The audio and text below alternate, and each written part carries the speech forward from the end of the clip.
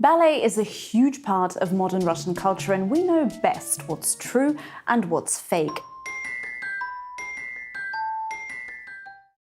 If you still think that by the time a dancer turns 25 her feet look like this, think again. There's no way one would be able to perform an outstanding pas de deux whilst in constant pain.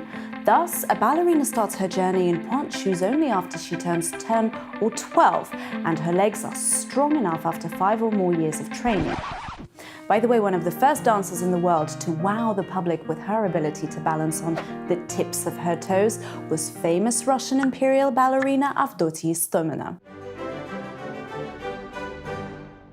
Although it may seem that the point of ballet shoes is made of something hard and solid, in reality it's just layers of cardboard, cloth and glue. Even now, each shoe is handmade. It takes some 50 parts to put a ballet shoe together. Any wooden parts would make the shoe too heavy to even walk in, let alone dance. Anyone who went along with the clog fashion a few years back will know. Just like cinema, classical ballet has its own genres. You're not into romantic drama? Pass on Swan Lake. Enjoy a fantasy blockbuster, The Nutcracker. Is Marvel your thing? Ballet offers some first-class superhero action in Spartacus. If it's comedy you're after, we suggest Don Quixote. In the early 20th century, thanks to the genius of Sergei Diaghilev, Europe went mad for Russian ballet and his Russian seasons. In fact, Diaghilev making it more innovative, brief, and beautifully decorated in order to dazzle international audiences. He collaborated with the likes of Coco Chanel, Pablo Picasso, and Henri Matisse to work on costumes and set design. Modern ballet evolves and grows, so a recent show by Ballet Moscow features neon costumes and electronic music by DJ Luke Slater, for example.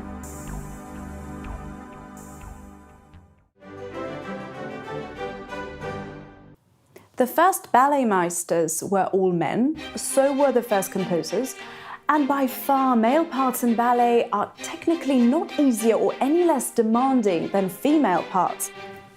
In fact, some of the great ballet names we all remember are those of men dancers. Václav Nijinsky, Rudolf Nureyev, or Mikhail Baryshnikov. Our contemporaries are propelled into fame thanks to social media, and by now Sergei Polunin and Ivan Vasilyev are international icons. Just imagine dozens of near-naked people doing amazing things with their bodies while you sit in the dark and watch. Also, in 4 centuries, ballet has grown from a high society private performance into a full-blown production in sync, years before Super Bowl halftime even became a thing. Now back to the dancers' bodies. Ripped men in tights, the most gracious women you've ever seen dressed in petals and sparkles. Ballet is loud, stunning, and extremely sexy. Best part? No language barrier. The whole narrative is presented in body language everyone understands. Catherine the Great's son, Pavel I, was also pretty much the first Russian royal to have an affair with a ballerina, way back in the 18th century. Years later, Nicholas I would be amorous with 7 ballerinas. Being the emperor's favorite meant great parts for the dancer, a generous salary, and diamonds for breakfast, lunch, and dinner. The most famous ballerina to get friendly with a Russian royal was Matilda Kshestinska. She spent some time with Nicholas Romanov, but before he became Nicholas II, Russia's last reigning emperor.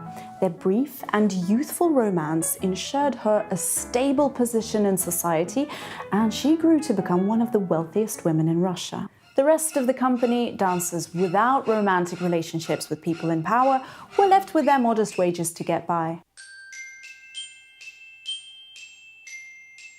A ballet dancer's career in Russia starts at the tender age of 5. These gifted children still need to attend school and then eventually pass their GCSEs. Then in the academy, future dancers will have exams in philosophy, French, and other mainstream disciplines. Throw in a profound knowledge of classical music and you get a bright and educated young person. Foreign graduate David Mota Soares from Brazil graduated the Bolshoi Ballet Academy in 2015 and now is a performer in the Bolshoi Theatre. Julian McKay, who was the first American to get both a secondary and higher education in the Bolshoi Academy, now dances for St. Petersburg's Mikhailovsky Theatre. Basically, if you can afford a ticket to an open air or your favorite band's concert, you can definitely afford a ballet night out. Bolshoi tickets start at about €20 if you buy well in advance, so plan ahead and knock yourself out. This is how art becomes affordable. Be smart.